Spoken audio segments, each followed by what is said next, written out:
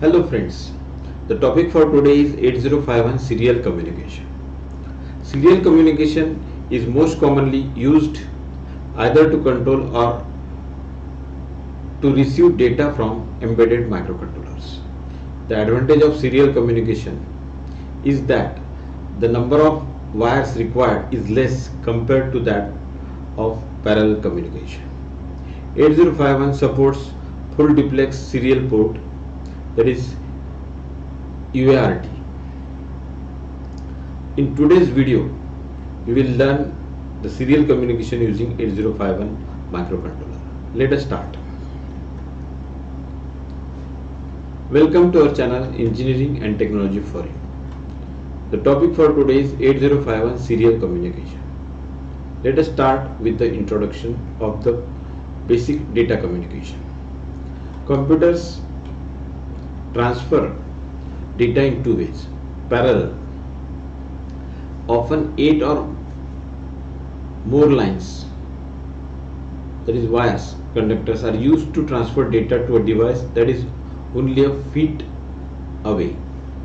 So in this case,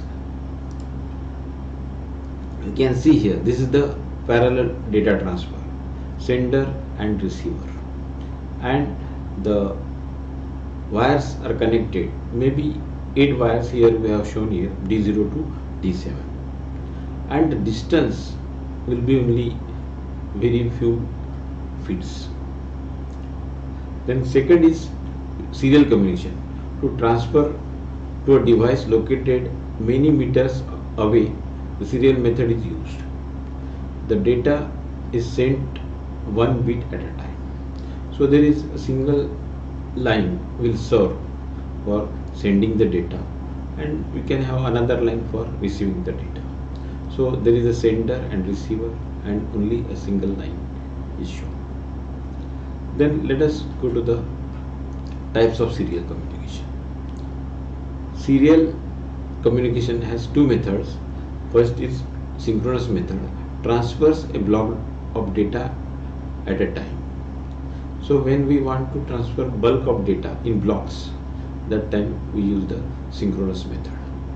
Then asynchronous method transfers a single byte at a time. Now this single byte means it will be 8-bit data at a time. Along with the start and stop bit, it will be sent. So if we try to do this with the help of software, it will be very tedious. That's why there are special ICs made by many manufacturers for serial communication. They are called as the UART and USART. So UART is Universal Asynchronous Receive Transmitter, and USART is Universal Synchronous Asynchronous Receive Transmitter. And there are various ICs available for this UART and USART. Maybe you might have studied USART 8251, that is USART. Now in 8051 we have a UART, Universal Asynchronous Receive Transmitter. Then let us understand the protocol start and stop bit.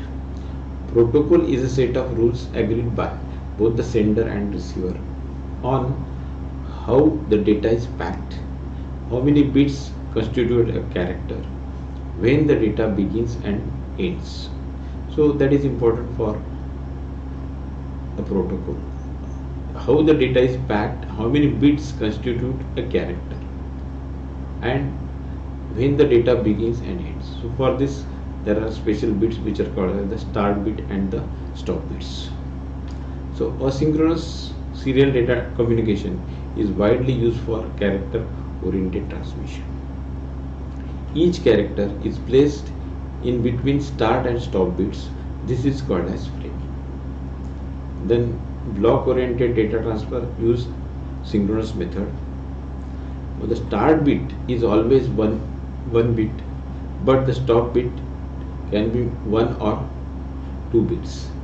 The start bit is always a 0, that is low voltage, and stop bit is high or 1. So stop bits can be more than one, that's why it is written as bits here.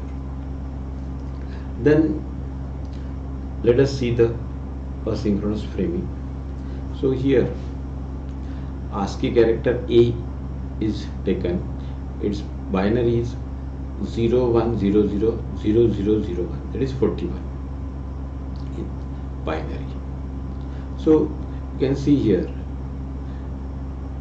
this is the start bit which is low, then we have the first bit D0, then D1, D2, D3, D4, D5, D6 and D7, and then there is a stop bit.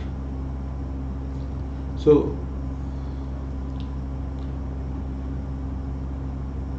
when there is no transfer, the signal is high, which is referred to as mark. Then the transmission begins with a start bit followed by D0, the LSB, and then rest of the bits until D7, and finally one stop bit indicating the end of the character. So this is the start bit, so this is the first bit, so that is this bit.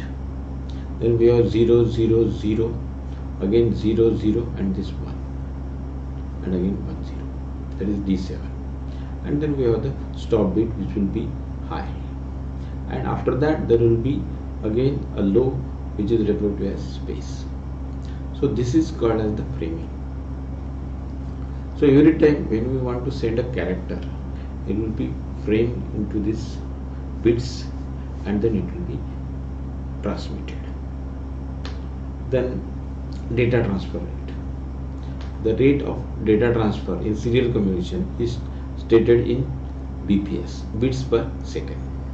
Then another widely used terminology for BPS is baud rate. So in modem terminology, it is defined as the number of signal changes per second. That is the baud rate. In modems, there are occasions when a single change of signal transfers several bits of data. So that we call it as the baud rate. As far as the conductor wire is concerned, the baud rate and the BPS, they are same. Then let us go to the registers related to serial communication. We have three registers: SBUF or serial port data buffer, then SCON serial port control register, and PCON power control register. Let us see the details of this now. First is SBUF serial port data buffer. SBUF is an 8-bit register used solely for serial communication. For a byte data to be transferred via TXD line, it must be placed in SBUF. So when we want to transfer the data or transmit the data, it will be placed in the SBUF. Then the moment byte is written into SBUF, it is framed with the start and stop bits. So adding the start and stop bits, that is the framing part which we have seen just now, and then transferred serially via the TXD line. Then SBUF holds the byte of data when it is received by 8051 RxD line. There is another pin RxD which will receive the data. When the bits are received serially, the 8051 deframes it, that is opposite of framing, by eliminating the stop and the start bits, making a byte out of the data received and then placing it in SBUF. So that will be finally taken from the SBUF in the memory. So this is how the SBUF will help in the data communication. So here we have a sample program for the SBUF. Now SBUF, we can load the SBUF with move instruction, move SBUF #D. Now here hash, then we have given the D. Here the ASCII value of D 44H we can load here. So ASCII value for D is 44, that will be loaded in the SBUF. Then move SBUF comma A, copy accumulator into SBUF. So A is copied to SBUF. Then move A comma SBUF, copy SBUF into accumulator. So that is just for transferring the received byte to accumulator, and here it is just the opposite. So in this way we can, these are just the sample instructions for SBUF. Then let us go to the serial port control register SCON. So these are the bits in SCON. We have the 7 and 6 bit, that is SM0 and SM1. So they are for the serial port mode bit. So set cleared by program to select the mode. So here we can set or clear it or make it 0. So when it is 0 0, it is mode 0. Then 0 1, it is mode 1. 1 0, it is mode 2, and 1 1, it is mode 3. So mode 0 is shift register mode. Mode 1 is 8-bit UART, and mode 2 is 9-bit UART, and mode 3 is again 9-bit UART with baud rate which is variable. We will see the details of these modes. Then SM2, that is for the multiprocessor communication bit, set or cleared by program to enable multiprocessor communication in modes 2 and 3. So this multiprocessor communication is possible with the help of this bit. When set to 1, an interrupt is generated if bit 9 of the received data is 1. No interrupt is generated if the 9 bit is 0. If set to 1, the mode 1, no interrupt will be generated unless a valid stop bit is received. So that is what. And clear to 0 if mode 0 is in use. So generally this mode, this bit SM2 is used for the 2 and 3 bit. If it is mode 0, then we need to use it. Then REN, that is receive enable bit, set to 1 to enable reception. So if you don't want, you can disable it with 0. Then TB8, transmitted bit 8, set or cleared by program in mode 2 and 3. Then similarly receive bit RB8, that is again we can use it in the mode 2 and 3. Then TI is the transmit interrupt flag, set to 1 at the end of bit 7 time in mode 0 and at the beginning of the stop bit for the other modes. Then RI is the receive interrupt flag, set to 1 at the end of bit 7 time in mode 0. So these are the bits addressed as SCON.0 to SCON.7. So we'll be using the SCON for setting the modes and different operations. We'll see in details. Then PCON, power control register. Again this power control register, it is having say 8 bits, out of which 4, 5, 6 they are not used. Then bit 7, it is for the S mode, this serial baud rate modify bit, set to 1 by program to double the baud rate using timer 1 for modes 1, 2 and 3. Then clear to 0 by the program to use timer 1 baud rate. So when we want to use the timer 1 baud rate, it will be set cleared to 0, and when you want to double the baud rate, it will be 1. Then these are not implemented. Then bit 3 GF1, general purpose flag bit 1. So similarly we have general purpose user flag bit 0, that is bit 2, and bit 1 is PD, that is the power down bit, set to 1 by program to enter power down configuration for CMOS processors only. Then 0 bit is ideal mode bit, set to 1 by program to enter the ideal mode configuration for CMOS processors. PCON is not bit addressable. Then let us go to the next, that is serial communication modes. There are 4 serial communication modes. Mode 0 is the shift register mode. Mode 1 is standard UART mode. Mode 2 is multiprocessor mode, and mode 3 is 9-bit UART mode. We'll see the details of these modes. First is serial data mode 0, shift register mode. This mode is known as shift register mode. Setting bits SM0 and SM1 to 00 configures SBUF to receive or transmit bits using RxD for both functions. So here the RxD line is used for the both functions, transmission as well as reception. Pin TXD is connected to the internal shift frequency pulse source to supply shift pulses to the external circuits. The shift frequency or baud rate is fixed at 1/12 of the oscillator frequency. Then when transmitting, data is shifted out of RxD. The data changes on the falling edge of SP6P2 or 1 clock pulse after rising edge of the output TXD shift clock. We'll see the timing diagram, it will be clear. Then received data comes in on pin RxD and should be synchronized with the shift clock produced at TXD.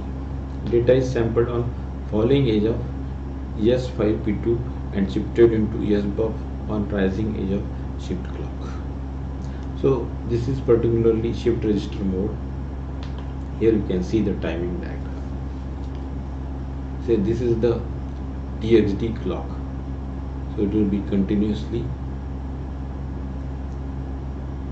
on and off or low and high. Then here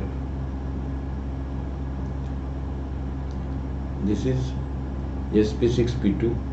So external data is shifted out and we are the RxD data is going out of the 8051. So it has to be matched with this, and when it is received, so SP5P2 shift data line, this line, so that will RxD data will be received on this. So this is mode 0. It is intended not for data communication between computers but as a high speed serial data collection using discrete logic to achieve high data rates. That is the application of mode 0. Then let us go to the next mode, that is serial data mode 1 standard UART. So when SM0 and SM1 bits are 01, then SBUF becomes a 10-bit full duplex receive or transmitter. That is, full duplex operation is possible and they may receive or transmit data at the same time. Then pin RxD receives all data and pin TXD transmits all data. Transmitted data is sent as start bit, 8 data bits, LSB first, and stop bit. Interrupt flag TI is set once all the 10 bits have been sent. So interrupt flag TI will be set, means it will be equal to 1. Then received data is obtained in the same order. Reception is triggered by falling edge of the start bit and continues if the stop bit is true or 0 level, halfway through the start bit interval. So as you can see in this figure, this is the ideal state. Then start bit will be say 0. Then we have the 8 bits data bits, they are the data bits, and after that there will be one stop bit, or it can be more than one, and here the bit time will be 1 by the frequency, so that has to be maintained properly. So receiver sample data in center of the bit time. So at the center it will receive the samples. On receive, the stop bit goes into RB8 in SCON, and the baud rate is variable and it is computed by timer 1 overflow rate. So when we studied the timer for 8051, at that time we have talked about this, that it is used as a baud rate generator. So when it is used as baud rate generator, the timer 1 overflow rate, that will determine the baud rate. So this is the mode 1, that is the standard UART mode, where the start bit, then data bits and the stop bits, that will form total 10 bits transmission, as well as the reception will also be of 10 bits. So that will take place. Then let us go to the next mode, that is serial data mode to multiprocessor mode. Now the mode 2 is similar to mode 1, except 11 bits are transmitted, a start bit, 9 data bits and stop bits as shown in figure. So in this case there is a start bit, then we have 9 data bits. So out of this 9 data bits, the 9th bit, we will talk about this, that is programmers can define 9 bit as TB8 in SCON, and it can be used as a parity bit of the data. So 8 bits which are the data bits and 9 bit will be the parity bit, and then we'll have the stop bits, minimum 1 stop bit. So that will make 11 bits. Okay. Then on reception, the 9 bit is placed in RB8 in SCON.